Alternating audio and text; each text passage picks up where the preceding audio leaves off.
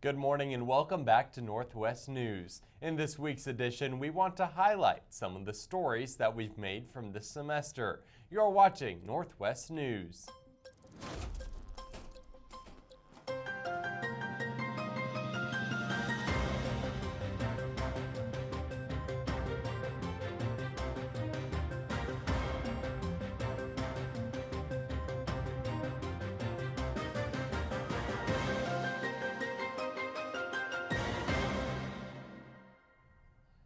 Thanks for tuning in to Northwest News, the show where we provide the latest coverage on the Northwest Missouri State University campus and in the Maryville community.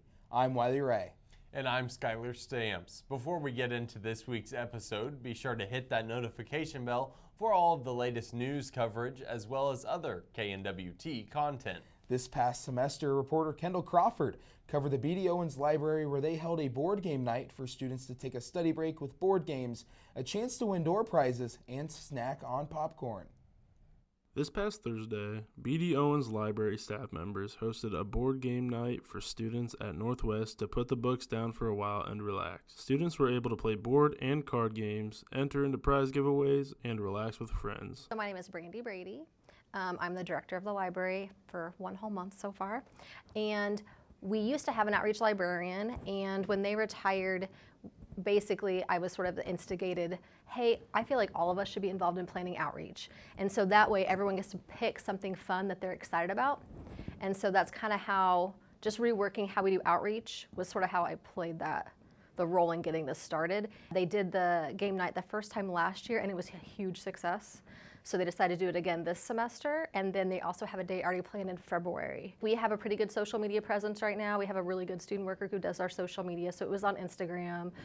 We reached out to Res Life so they could promote it in the dorms as well. So it really hasn't been. We have a lot of students out there right now, and so clearly it got out where we wanted it to go. I think our biggest challenge is going to be adding more games and making sure they're games that are sort of like, people want some strategy games, but then other people want more simple games that they don't have to figure out the rules very quickly.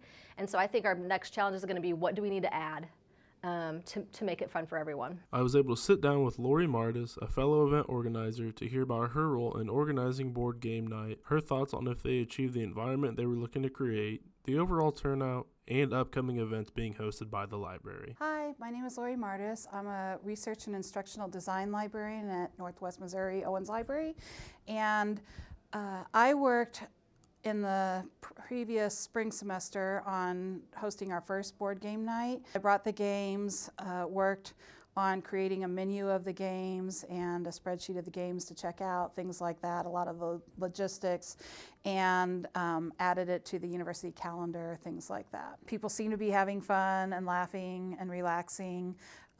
We did have descriptions of each game, which we didn't have last time. So, students could look at that, see how many players are needed, things like that, so they could look a little ahead of time. It seems to be going well. People are sticking around and playing. So far, it looks pretty good. It looks like it's close to about the number that we had last year. In the spring, we had about 105 students, so I'm hoping to at least get something similar to that. We are going to, again, have board game night in the spring. We are also working with the wellness group on campus on mini golf, and we also, around the holiday, we always order some crafts and things like that, and so we have things like that out for students to have stress release also. For the stories that matter to you, I'm Kendall Crawford, reporting for Northwest News. Next up, we take a look at a story I covered this past semester involving the Northwest Fishing Club here on campus. I'm Wiley reporting for Northwest News, and currently the Northwest Bass Fishing Club has been reeling in new members this semester. We've been growing a little bit. Northwest Fishing Club used to be a really big club, and it's kind of died off ever since. But this year, we're focusing on teaching new people how to fish. So when it comes to teaching people how to fish, we offer a lot of seminars to build your own lures. And guys will tell you out in the field that to the new guys, we'll show you guys how to throw certain lures, whatever style of fishing you're really looking into. There's someone in this club that knows what they're doing on it. Meet with MLF professionals just to gauge like the aspect of what it means to be in the pros. It's a big step to take. It's a huge risk to take. I enjoy a lot of tournament fishing in my free time, So I'm very into that. Some people, aren't into that, and they just want to learn how to fish and just, get something new outside of college that they can just go do and have fun.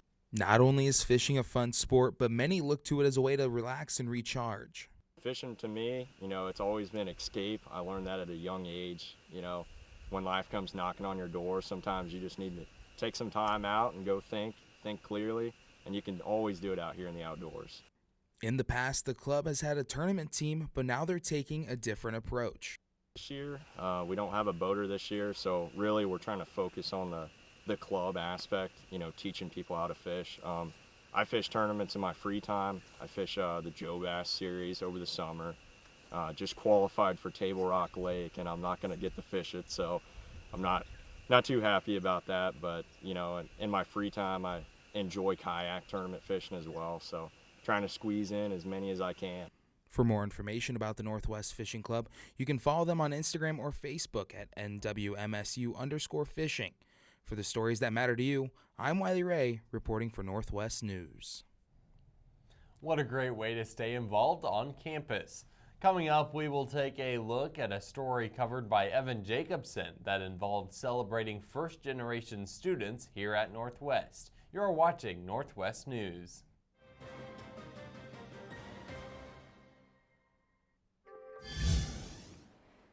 Kirsten, what are you doing here? What do you think I'm doing here? Making TikToks? And it's not about what I do, it's about what we do here. So we start with storyboarding the content we want to create for our clients. It could be anyone from small businesses, nonprofits, and organizations both on campus and in the Maryville community. We write, we film, we edit, we create, and then we wait. So if you're someone who thinks you need us, we are KNWT Creative Services. Television connects. We put our heart and soul into delivering a quality broadcast just for you. Whether it's sports, community events, and much more, we have fun bringing these events to you. KNWT Live brings that feeling of being at Northwest anywhere you go. So join us in the experience.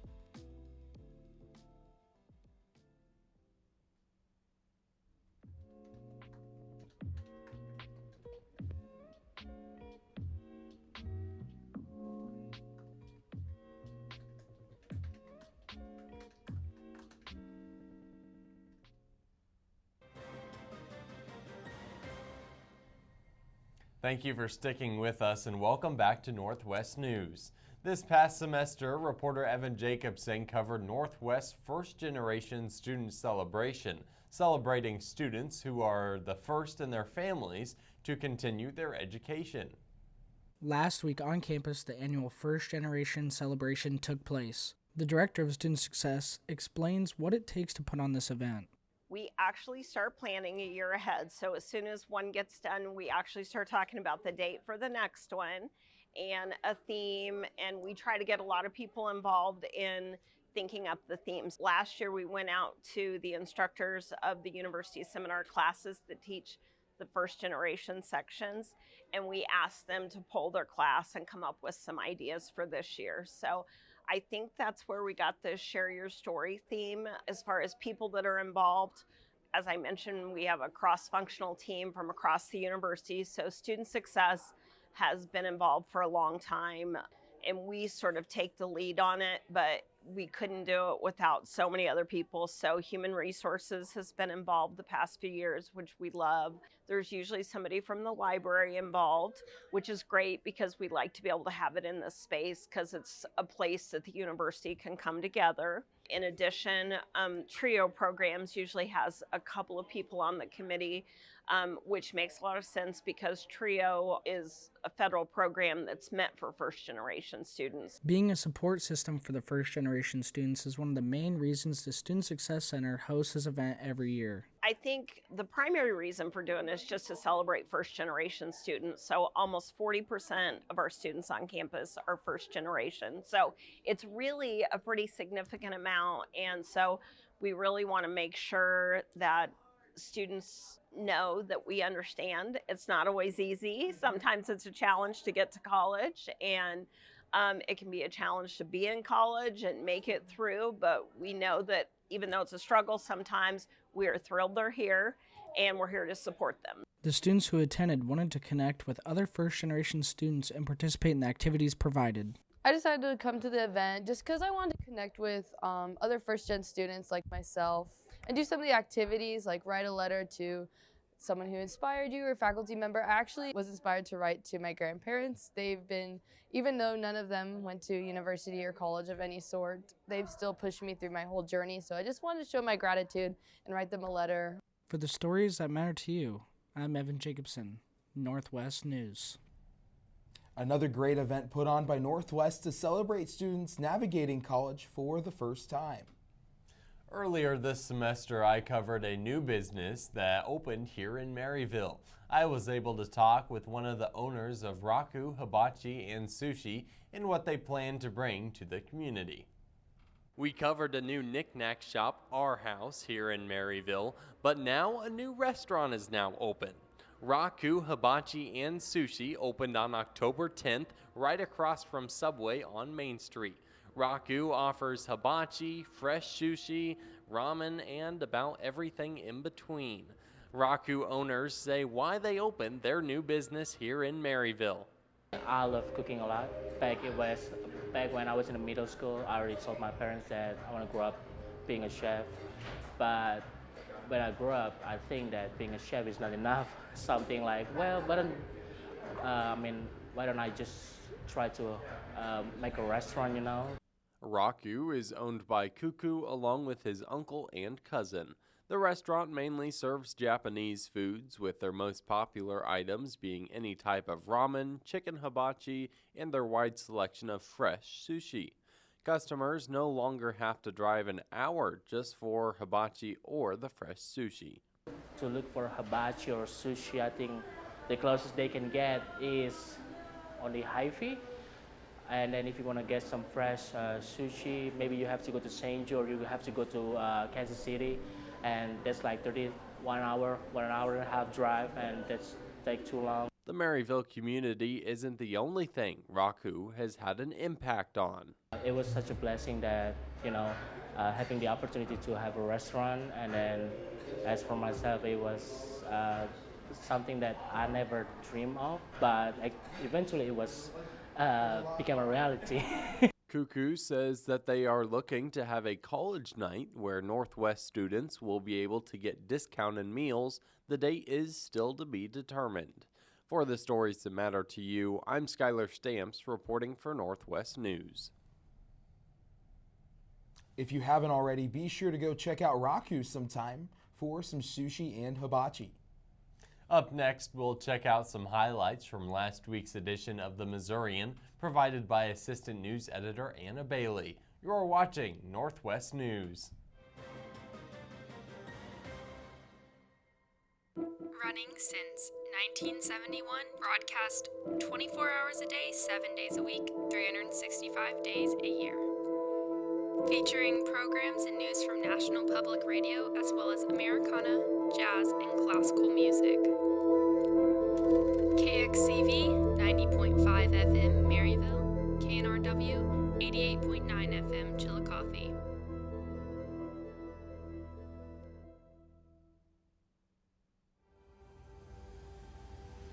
Finger paints. Water.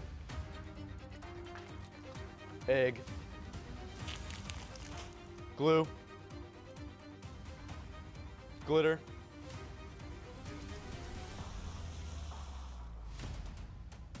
By golly, it's perfect.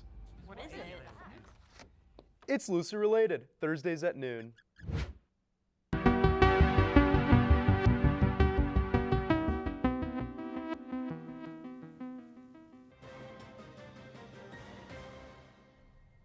Welcome back to Northwest News, the place where you can find news and whereabouts on what's happening in the Northwest and Maryville community. Thanks for sticking with us. This week's issue of the Northwest Missourian took a look into the alleged mold in the residence halls and 2 Northwest students who grow tobacco on his family farm. Multiple students from different residence halls across campus have found what they believe to be mold in their rooms, allegedly causing sickness or forcing them to move rooms. There have not been any confirmed cases of mold in any residential buildings at Northwest to this point. Former student Hannah Wooldridge attended Northwest as a freshman in the 2023-2024 school year. During her time at Northwest, Wooldridge lived on the bottom floor of Hudson Hall. She claimed mold was everywhere. Hannah Wooldridge says it was in our ceiling above my roommate's bed. Some of it was even coming up into the floor, and it was visible in the carpet. Like it looked to be a stain was actually mold, and then a lot of it was in our closets and under our bed as well. Wooldridge said she was constantly sick while living in this room, describing it as being similar to a typical cold. Eventually, she reported the alleged mold to the hall's resident director. Once the RD saw the state of their room, he immediately provided them with a new room. Wooldridge says the resident director, he never really confirmed or not what our suspicion was, but he definitely looked like it was not good. And he was like, quote, "We have a room upstairs that's open anyways. We'll just go ahead and move you guys there." Benjamin Rogers, the Environmental Health and Safety Coordinator at Northwest, said because the HVAC systems are being upgraded, it is possible this could cause mold in the residence halls if there are unreported problems. Rogers said in an email to the Missourian, quote, "Facility Services has also found instances when there was a HVAC issue in the room for a prolonged period and it wasn't reported, causing an increase in mold." Now on to another story from the Missourian. The Schaus family farm has been passed down on the same land in Weston, Missouri since 1843. Northwest junior Grant Schaus has no plan to be the outlier of this tradition. Grant Schaus said his dad wanted to start and pass down the tobacco crop. The tobacco crop now solely belongs to Grant Schaus and his sister, Northwest senior Emma Schaus. They use the profit from the crop to pay for their education. Grant Schaus says actually it was kind of our dad's crazy idea. He raised it for a couple years and he thought it was kind of, quote, "old habits die hard." So we kind of thought it'd be a good idea to let us get the experience. Along with Grant Schaus, Emma Schaus has also grown up and spent her entire life working on the family farm. Emma Schaus said she has continued this line of work because she holds the tradition in high regard. Emma Schaus says it's something I valued a lot. I go home very often because it's just something that I enjoy, and I like being with my family members, and I like contributing to something that's tradition and something that's important to me. Working with family can cause many different emotions, Grant Schaus said. With the work they do, it can be difficult, so it causes some stress. Overall, he said he feels lucky to work with them all. Well, that's all the time we have for Northwest News. Be sure to go to the description below to rewatch certain sections of our show. And be sure to like, subscribe, and hit that notification bell for all of the latest news coverage as well as other KNWT updates. And it's been a pleasure hosting Northwest News with you this semester, Wiley. And this has been Northwest News. Thanks for watching.